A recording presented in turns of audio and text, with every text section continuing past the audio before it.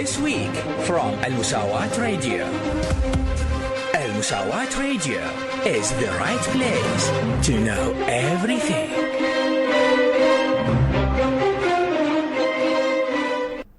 Welcome to all of you, dear listeners. This is the weekly news coverage coming your way from Al-Musawat radio station. And we'd like to announce that we will soon be broadcasting on the frequency 101.8 FM. Stay tuned.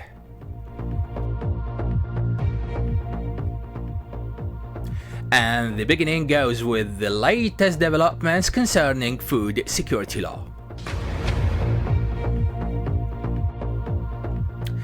Secretary General of the Council of Ministers Hamid Al-Ghazi revealed the funds disbursement procedures within the food security law, confirming that the funds allocated for the governorates within the law shall be distributed. Civil Defense Directorate announced 50 fire incidents recorded in one day across a number of Iraqi provinces.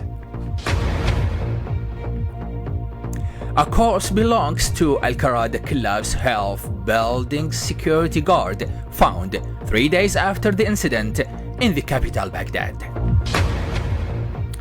Civil Defense Corps announced that its rescue teams succeeded to pull 2 corpses belonging to a child and her mother from beneath the rubble of Al-Qarada collapse health building in the capital Baghdad.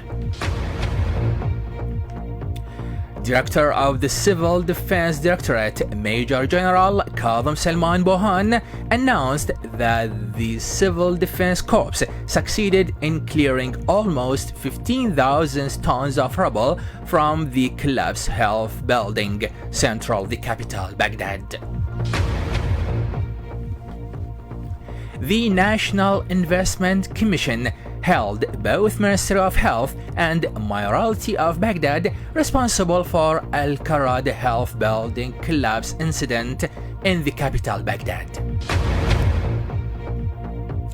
Parliamentary Education Committee announced that the number of schools in Iraq is insufficient compared with the number of students, ruling out the possibility of filling the shortage in the near future. Iraqi Teacher Syndicate denounced the burning of schools in Karbala province, demanding its protection against subversive groups. The Qar Police Command denied a curfew declared in the city of Al-Nasiriyah, whilst the number of wounded among security forces rose to dozens.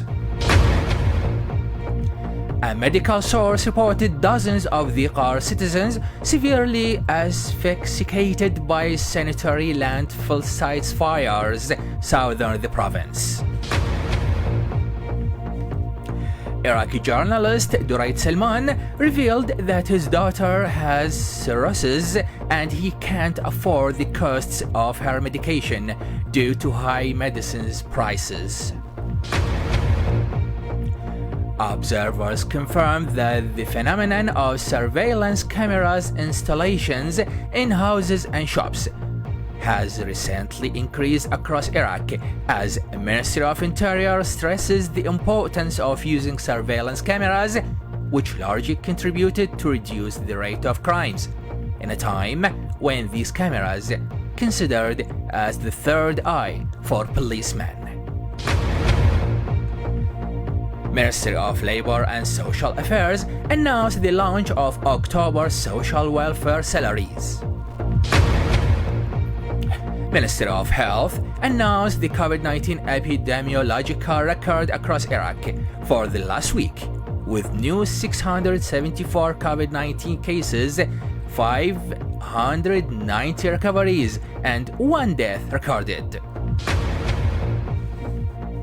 Baghdad Rosafa Health Directorate Director General Dr. Ala Al-Muhammadawi revealed the health services provided by Rosafa hospitals during the first 9 months of 2022, noting that the neurological hospital received 8,359 emergencies, including 145 random shootings, 3,202 falls from hate, and 1,181 traffic accidents. Minister of Education Ali Hamid Dulaimi announced Wednesday, October 12, 2022, as a date for starting the new school year 2022-2023. Ministry of Higher Education and Scientific Research announced the implementation of no-fail policy for the academic year 2021-2022 in favor of its state and private universities' undergraduate students. Iraqi Ministry of Higher Education and Scientific Research announced the admission of gifted schools graduatees in Colleges of Medicine for the academic year 2022-2023 without disclosing their grade point average. State Organization for Marketing of Oil, SOMO, announced Iraq's share of oil production reduction agreed by OPEC Plus members.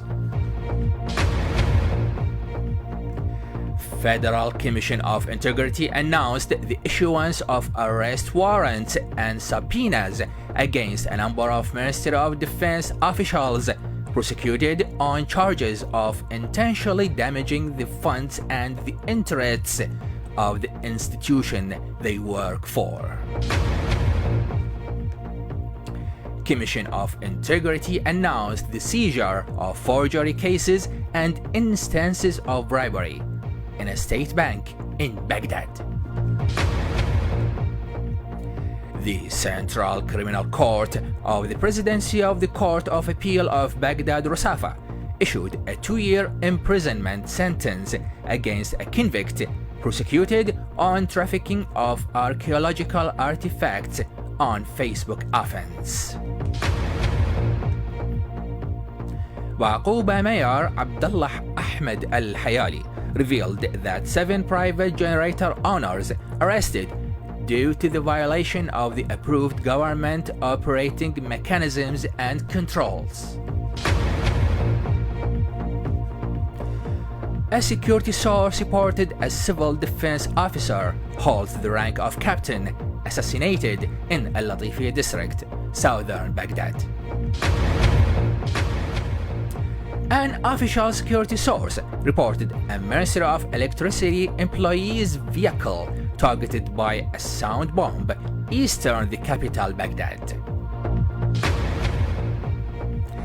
A Baghdad security source reported a teen girl and her brother injured due to misuse of a firearm northern Baghdad whilst unidentified gunmen attacked a house in the city of Al-Sadr, eastern Baghdad. Federal Intelligence and Investigation Agency announced the arrest of a narcotics trader in the capital Baghdad. A security source reported a person injured in an armed fight eastern the capital Baghdad. Security sources reported a cleaner rescued and a corpse pulled from inside a drainage hole in Baghdad, whilst a citizen died in a horrific traffic accident eastern Diyala province. A security source reported an explosion that targeted an apothecary shop in Al-Tarmiya district, northern Baghdad. A Diyala security source reported 2 civilians injured by 2 mortar shells, central Qaratubba district in the province. A Diyala security source reported a cattle trader corpse found days after his abduction in the outskirts of Mendili district, eastern the province. A Diyala security source reported 4 civilians killed and injured during a family fight in the outskirts of Beni Saad district, southwestern the city of Baqouba, central the province. A security source reported 4 nurses killed and injured by a vehicle rollover accident in Kirkuk. A Salah ad-Din security source reported a civilian died in a traffic accident on Suleiman Bek District Road, eastern the province. A Nineveh security source reported security forces arrested a person strangled his sister to death in the province. A security source reported a man killed by unidentified gunmen southern the city of Hilla of Babil province. A security source reported a young man who attempted to rape his brother's daughter killed by her father in Al-Najaf province. Al-Najaf security source reported a forgery gang captured several days ago handed over to Basra Governorate authorities. Both Dhiqar and Al-Najaf provinces reported a number of incidents, including a suicide, the targeting of an engineer's house, and a drowning inside a well.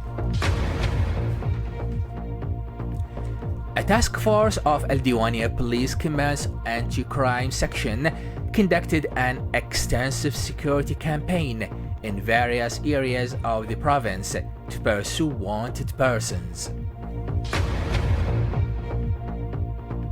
Al-Diwaniyah Police and Institutions Commander Major General of Law Abban Muhammad confirmed the arrest of an indictee accused of stealing sums of money and golden jewelry from his father's safe.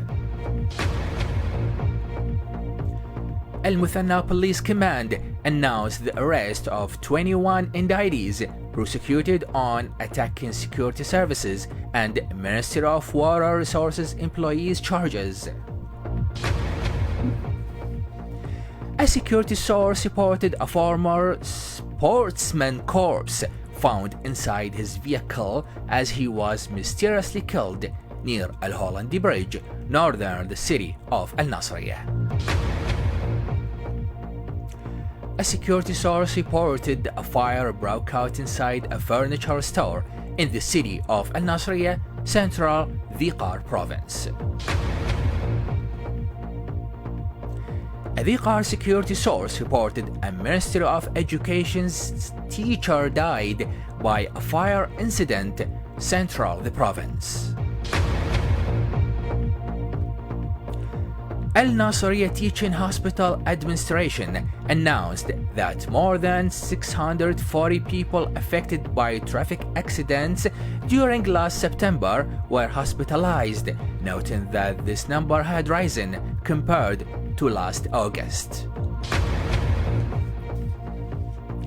The National Security Service announced that the service's detachments succeeded to free an abductee of Al-Anbar province residents in Maysan province after the abducting gang were lured via social media, noting that this gang is involved in most of the abductions in the province. A Maysan medical source reported a child died as his older 10-year-old brother mistakenly shot him dead, southern Iraq. At least 41 demonstrators killed by Iran's regime's forces during clashes in the city of Zahedan, southwestern the country. Iranian regime's forces fired gunshots and tear gas canisters to disperse a Tehran major university protesting students. A human rights organization called on the International Federation of Association Football (FIFA) to ban Iran from this year's World Cup after blocking women from watching matches in their own country's stadiums. A Lebanese parliamentary member initiated an open sit-in inside a Lebanese bank demanding access to her frozen savings. An all-female staff and customers restaurant opened in Gaza Strip, considered as the first of its kind. Lebanese-American actress Rana Alamuddin created a viral movement that has empowered women across the Middle East to break free of the guilt and societal expectations that have been holding them back for years. Moroccan Defense of Women's Rights icon Aisha El-Shanna passed away after suffering from disease. World Heads of States and Governments meeting, which was held on the sidelines of the United Nations General Assembly in New York, highlighted the importance of the full and active participation of women in public life, decision-making, and addressing global priorities. Former German Chancellor Angela Merkel won the United Nations prestigious Nansen Refugee Award for offering haven to over 1.2 million refugees in 1 year. Girls in Afghanistan are forced to leave school. However, they refuse to drop out of education. A United Nations experts report revealed that Switzerland has a serious problem with racism against people of African descent, confirming that they are brutally treated by the Swiss police as racial superiority theory is supported. A man who harassed a young woman in broad daylight is caught by surveillance camera in Brazil. Media reports revealed that suicide rates rose in the United States in 2021. U.S. Energy Information Administration revealed that U.S. crude oil imports from Iraq made more than 200,000 barrels per day rise during the last week. And finally, oil prices jumped more than 300% in early Asia trading last Monday, in a time when the Organization of the Petroleum Exporting Countries OPEC considers the reduction of oil production by more than 2 million barrels per day, which is the organization's biggest reduction since the outbreak of COVID-19 pandemic, in a bid to prop up the market. The end of this week coverage.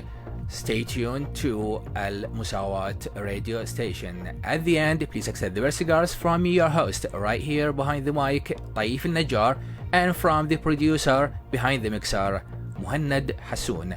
Join us next week. Until then, have a nice day and goodbye.